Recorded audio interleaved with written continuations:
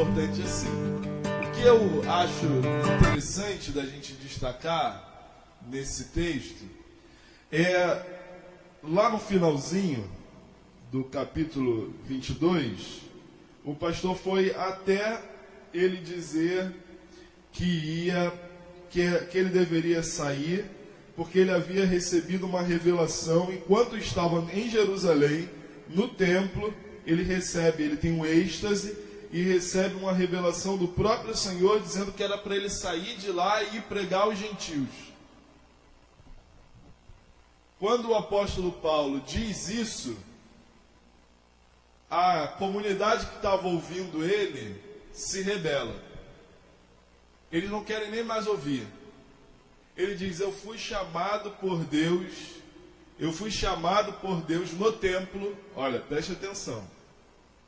Eu estava em Jerusalém, eu estava cultuando quando eu entro em êxtase.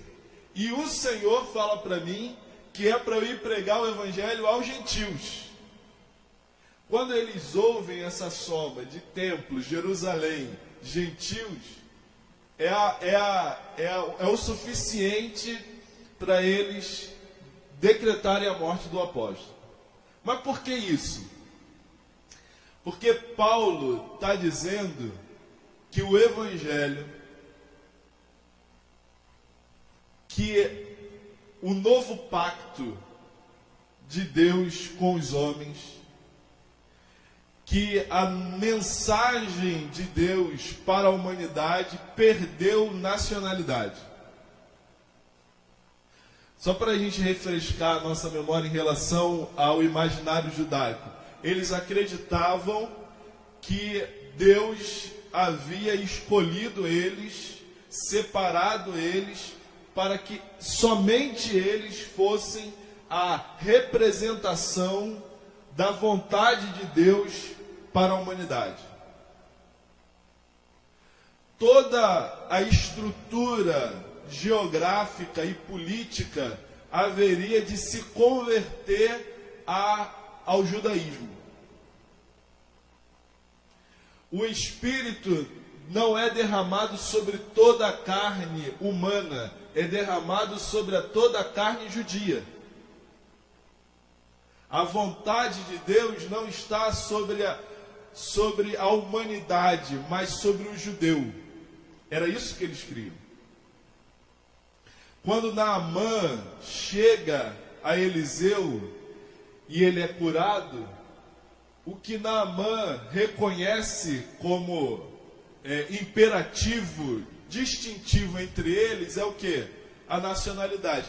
Deixa eu levar um punhado dessa terra para a minha cidade, porque essa terra, essa nação, esse povo carrega o DNA do Deus de Israel. E o apóstolo Paulo diz que Deus fala com ele para que ele pregue aos gentios, para que ele tire Deus da caixinha nacional, territorial, que os judeus haviam colocado a revelação, a autorrevelação de Deus aos homens. Quando a gente ouve isso, pelo menos no cenário que nós vivemos, isso deve nos incomodar, de algum modo. Porque cada vez mais a gente tem tentado nacionalizar Deus. Deus salve a América. Como se Deus fosse americano. Aí o Papa é argentino, agora Deus é argentino. Aí o presidente é cristão, Deus é cristão. Deus é brasileiro.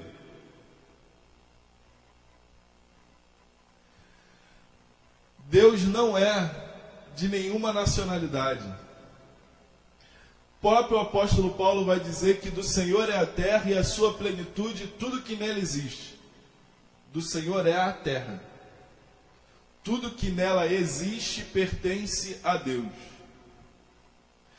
Quando nós ouvimos essa expressão de Paulo e essa revolta dos judeus naquela cidade, nós percebemos como Deus pode se tornar possessão de alguns.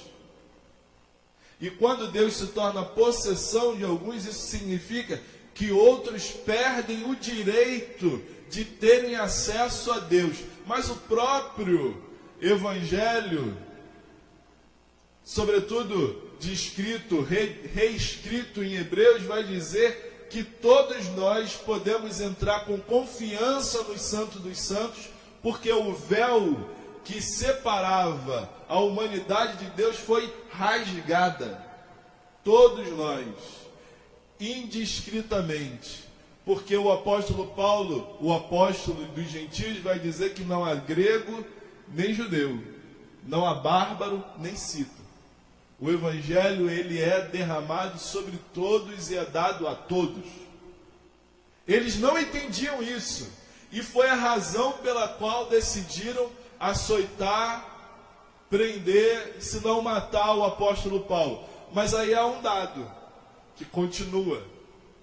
Quando Paulo é levado pelo centurião a ser açoitado, ele vira e diz: olha, vocês vão realmente açoitar um cidadão romano? E aquele homem vira e vai num representante, pergunta: olha, mas ele falou que é cidadão romano. Aí o centurião vai encontrar o apóstolo Paulo. Quando ele vai encontrar o apóstolo Paulo, o centurião vira e fala assim: olha, eu, por uma grande soma, adquiri a cidadania romana. Aí Paulo vira para ele e fala assim: mas eu sou desde nascido.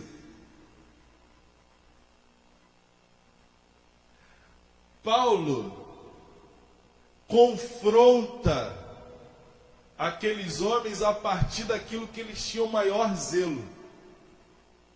Quer judeu, quer romano, Paulo confronta-os a partir daquilo que é de maior zelo deles.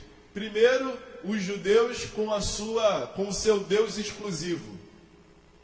E segundo, os romanos com a sua cidadania, que era valor distintivo entre ele e qualquer outro homem. De modo que esse texto, eles nos apontam, ou ele nos aponta, um valor fundamental da fé cristã. O Senhor não faz acepção de pessoas. Não há acepção de pessoas. A comunicação do Evangelho é dada a todos os homens, de acordo com a sua vontade, com os seus desígnios, porque o Espírito de Deus está sobre todos e é derramado sobre toda a carne. Amém. Eu acho que ainda existe essa questão muito interessante, que é a questão da territorialidade, né? Que é uma questão que é absolutamente humana, porque Deus nunca foi Deus de uma nação. Deus é Deus do ser humano. Ou melhor, Deus é Deus além do ser humano e para o ser humano também. Mas isso aí é muito interessante. Não, Alex? Eu lembro que eu assisti um documentário uma vez sobre, ainda falando sobre a fala do pastor Fernando, de mulheres judias que fazem trabalho social na faixa de Gaza. Então, todo dia elas têm que passar pelas barreiras de controle de Israel, do exército de Israel, para ir atender os palestinos. E elas são ofendidas pelos soldados.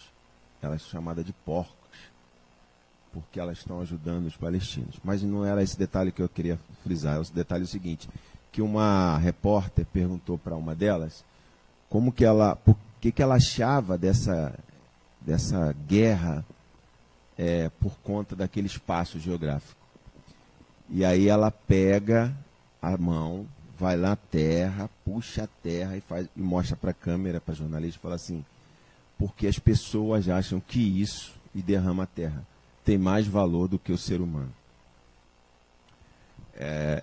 Esse tipo de teologia que o pastor Fernando diz aqui, infelizmente, é predominante dentro da igreja evangélica. brasileira. Quantas vezes você recebe no teu WhatsApp mensagem, eu falo isso mostrando aqui agora para vocês, que isso é real. Esse tipo de pensamento teológico é real. O pessoal não entendeu ainda o que é a graça de Cristo. Continua preso nesse tipo de pensamento. Eu conheço gente pobre, morando de aluguel, ouviu do púlpito da sua igreja que quem passa debaixo do céu de Israel não volta a mesma pessoa. Um tipo de mensagem que dizia que ali debaixo daquele céu tem uma bênção especial. A pessoa se endividou para poder viajar numa dessas caravanas para Israel, crendo nessa palavra. Não vou ficar falando mais exemplos aqui, senão a gente vai tomar todo o culto da manhã disso. Mas você recebe bandeira de Israel no seu WhatsApp toda hora. Você vê lá o perfil do WhatsApp da pessoa, está lá a bandeirinha de Israel. Como se isso simbolizasse algum tipo de religiosidade cristã. Para a graça, bandeira do Brasil, bandeira de Israel, bandeira da China, bandeira dos Estados Unidos, não tem significado nenhum. O significado é o americano, o judeu, o chinês. É isso que importa para Cristo. O chinês, a pessoa, o judeu, o americano, o brasileiro, as pessoas. Nacionalidade, não vai entrar nada disso no céu. Eu separei uma fala aqui, mas é muito importante isso que o pastor Fernando falou, porque a gente precisa entender isso mesmo. A gente precisa entender o que é a nossa fé, o que ela representa, o que ela significa, para a gente não ficar sendo manipulado e explorado, porque essas caravanas é um comércio, é uma indústria. É a mesma indústria que convence a pessoa, o católico, de que ele não é a mesma pessoa se um dia ele não for em Aparecida. E lá na cidade tem todo uma... E aí a gente vê, as pessoas dizem assim, mas isso é uma criação de agora. Não. Lê o Evangelho, isso acontecia no templo. E Jesus denunciou isso. O povo lê e não enxerga. Não entende. Parece que tem aquelas escamas que Paulo tinha, né, nos seus olhos. Não enxerga. Que é a mesma coisa que acontecia no templo. Acontece nessas coisas. Mas por quê? Há um discurso. Esse discurso, há uma teologia que sustenta esse discurso, que convence as pessoas. Nós temos que pregar a graça para derrubar isso. Como o pastor citou aqui, pregar o caminho. Nós somos uma religião do caminho, do dia a dia, do cotidiano, sobretudo. Né? Não estou fazendo aqui uma crítica às institucionalidades. As questões institucionais são importantes, mas para o objetivo principal. Né? A gente tem esse prédio aqui, que a gente está aqui porque a gente tem isso como instrumento para o objetivo de pregar a graça de Cristo. Não em si, mas para algo. Né? Então, se um dia... eu lembro uma vez que na igreja a gente precisava trocar o quadro, que era antigo, de giz, pelo quadro. Esse quadro agora, inclusive o giz prejudica a saúde de alguns professores, etc., né? Que é o quadro branco, né? Foi substituído pelo quadro branco. Teve que ter um debate, porque aquele quadro foi uma pessoa que deu e está um montão de tempo na igreja. Sacralizaram o quadro. Mas a gente não pode ficar com raiva desse irmão. Ele foi ensinado assim por pessoas que não pregam o evangelho. Ele sacralizou o quadro. A gente tem que ter paciência, né? Exercer os frutos do Espírito. A mansidão, a temperância, o amor. E tentar explicar, parará. Esse trabalho pedagógico. Que é o que Paulo faz o tempo todo. Né? Paulo o tempo todo está fazendo esse trabalho didático. Né? Essa didática. Por exemplo, nesse texto, ele, como o pastor falou, ele mostra para a gente que o testemunho de vida com Cristo, de vida pessoal com Jesus, é a mensagem mais importante que você pode levar para alguém. O seu testemunho de vida com Jesus. Então é isso que Paulo está didaticamente mostrando para a gente. Outra coisa que Paulo tinha importante era que ele falava vários idiomas. Então, Deus te usa na medida das suas peculiaridades, das suas capacidades, da sua formação. Né? Deus também usa você nesses seus aspectos particulares. Né? O texto diz que Paulo começou a falar na língua do povo. Ou seja, essa ideia de que a gente tem que facilitar a entrega da mensagem. Né? A gente precisa usar a língua do povo, é uma forma de você aprender a cultura e se aproximar do povo. Derrubar muros, construir pontes. Então, outro dia a gente estava lá no grupo do PGM, o pastor também contribuiu lá com o debate. Debate não, foi um diálogo muito construtivo sobre um vídeo, né, de uma senhora que ela prega usando gírias. Gírias do tráfico, gíria de parte de grupos da favela. Ela prega usando isso. E aí ficou aquele debate, pô, mas tem gente que está criticando a mulher e tal. Aí nós mostramos ali que aquilo é uma forma, é uma linguagem que aproxima a mensagem do reino àquelas pessoas. Mas Paulo tinha essa preocupação de ser extremamente didático. Né? Tanto que ele fala lá em Coríntios 9, 22, que foi até o texto que eu postei lá no grupo. Né? Me fiz de fraco para ganhar os fracos. Né?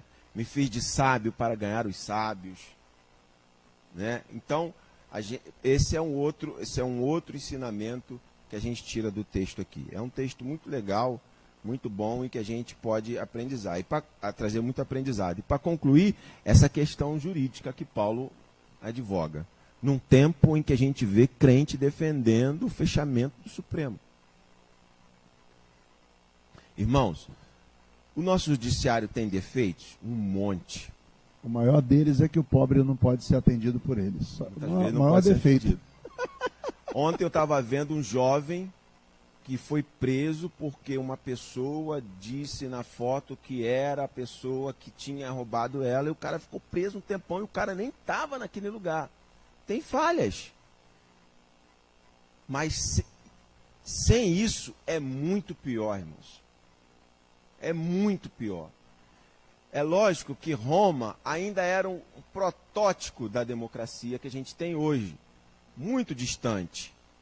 Mas ainda assim era algo melhor do que existia antes. Porque os códigos jurídicos romanos foram bases para a democracia que a gente tem hoje. E Paulo vai se salvar onde?